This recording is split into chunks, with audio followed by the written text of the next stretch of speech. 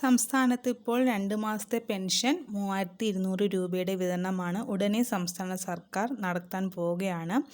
തുക വിവരങ്ങൾ, അതായത് അത് എങ്ങനെ എപ്പോൾ അക്കൗണ്ടിൽ എത്തും എന്ന വിവരമാണ് ഇപ്പോൾ പറയാൻ വേണ്ടിയിട്ട് പോകുന്നത്. മെയ് മാസത്തിൽ തന്നെ ആയിരിക്കും ഈ ഒരു 2 മാസത്തെ പെൻഷൻ തുക ഒരുമിച്ച് വരുമെന്നാണ് പറയുന്നത്. അതായത് 3200 രൂപ വീതമായിരിക്കും നൽകുന്നത് എന്ന് ധനമന്ത്രി KN ബാലഗോപാൽ ഏപ്രിൽ 26-ാം തീയതി തന്നെ മുൻകൂറായി പ്രഖ്യാപിച്ചിരുന്നു. ഈ ഒരു മെയ് മാസത്തിൻ്റെ പെൻഷൻ അതോടൊപ്പം തന്നെ കുടിശ്ശിക പെൻഷൻ കൂടി ചേർത്തായിരിക്കും വിതരണം എന്നാണ് പറയുന്നത്. 3 മാസത്തെ പെൻഷൻ ഓൾറെഡി കിടക്കുകയാണ് ഉപഭോക്താക്കൾക്ക് നിലവിൽ കുടിശ്ശികയായിട്ടുള്ളത്. ഇത് 3 ഏപ്രിൽ മുതൽ ആരംഭിക്കുന്ന സാമ്പത്തിക വർഷത്തിൽ തന്നെ കൊടുത്തു തീർക്കുമെന്നാണ് മുഖ്യമന്ത്രി പ്രഖ്യാപിച്ചിട്ടുള്ളത്. ഇതിൻ്റെ ഒരു ആദ്യപടിയായിട്ടാണ് 1 മാസത്തെ കുടിശ്ശിക സർക്കാർ കൊടുത്തു തീർക്കുന്നത്. സംസ്ഥാനത്ത് 62 ലക്ഷം ഗുണഭോക്താക്കൾക്ക് മെയ് മാസത്തിൽ 3200 രൂപ വീതം നൽകാനായി 1800 കോടി രൂപയാണ് ധനകാര്യ വകുപ്പ് അതിനായിട്ട് അനുവദിച്ചിട്ടുള്ളത്.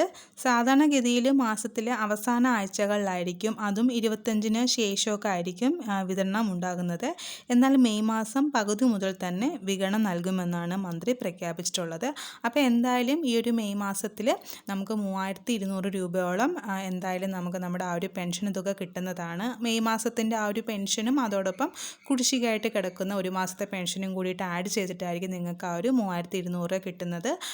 സാധാരണ നമുക്കിപ്പോൾ മെയ് മാസം ലാസ്റ്റൊക്കെയാണ് കിട്ടുന്നതെങ്കിൽ ഇത് ഏകദേശം പകുതിയോട് കൂടിയിട്ട് തന്നെ എല്ലാവരുടെ അക്കൗണ്ടിലോട്ടും ഈ ഒരു എമൗണ്ട് എത്തുന്നതാണ്.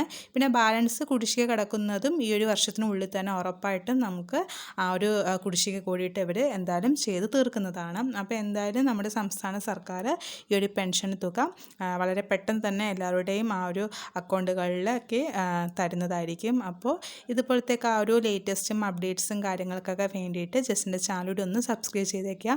നിങ്ങൾക്കിപ്പോൾ ഈ ഒരു വീഡിയോ യൂസ്ഫുൾ ആയിട്ട് തോന്നുവാണെന്നുണ്ടെങ്കിൽ ജസ്റ്റ് വീഡിയോ ഒന്ന് ലൈക്ക് ചെയ്യാം കേട്ടോ. ആരും ലൈക്ക് ചെയ്യാൻ വേണ്ടിയിട്ട് മറന്നു പോകരുത്.